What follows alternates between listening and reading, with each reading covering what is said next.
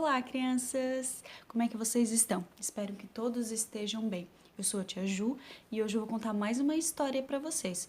Hoje a gente vai falar sobre Neemias, a preocupação de Neemias.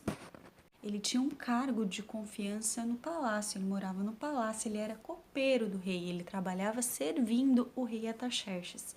E tudo parecia estar indo tudo bem. Só que certo dia ele recebeu uma notícia. Seu irmão Anani veio lhe comunicar que os muros de Jerusalém estavam todos derrubados, que eles tinham colocado um fogo nas portas. Antigamente, as cidades eram cobertas, como às vezes você já viu em algum filme, né, que eram tipo com muros, tá, para proteção. E Jerusalém tinha sido derrubado todos esses muros. E o povo de lá, eles estavam muito tristes, eles estavam preocupados. E Neemias, quando recebeu essa notícia, ficou muito triste. Neemias se jogou no chão aos prantos e começou a orar a Deus e expressar toda a sua tristeza, expressar fazer orações de súplica pelo povo de Israel. Neemias, ele realmente se importava com o povo de Israel, com os amigos, com os seus irmãos. E desde que ele tinha recebido a notícia, o seu semblante mudou, ele estava triste. Foi então que o rei notou a tristeza no rosto dele. E o rei perguntou para ele: Neemias, você não está doente, o que está acontecendo?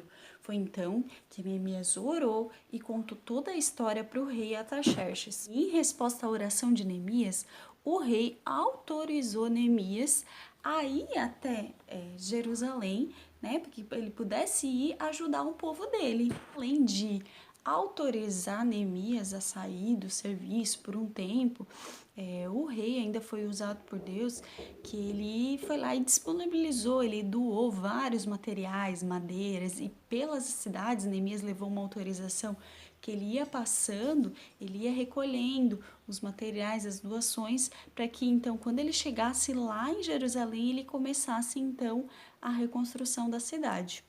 Após uma longa viagem, Neemias chegou a Jerusalém.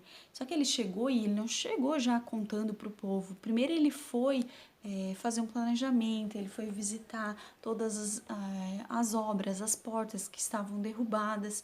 E em seguida ele fez um planejamento, e então ele convocou todo o povo para o trabalho. Ele contou ao povo como Deus tinha sido bondoso com ele através da vida do rei, e então ele encorajou o povo a trabalhar na reconstrução, a fazer aquele projeto de reconstrução.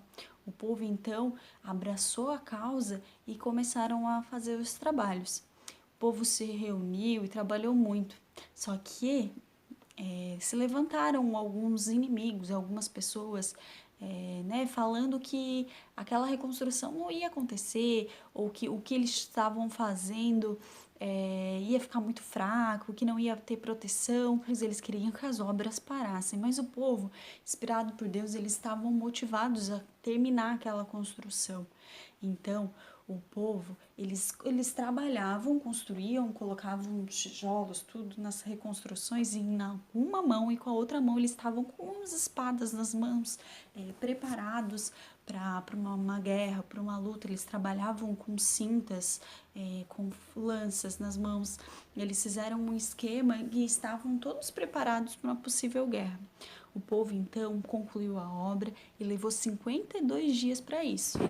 Essa história sobre a vida de Neemias nos leva a várias reflexões hoje.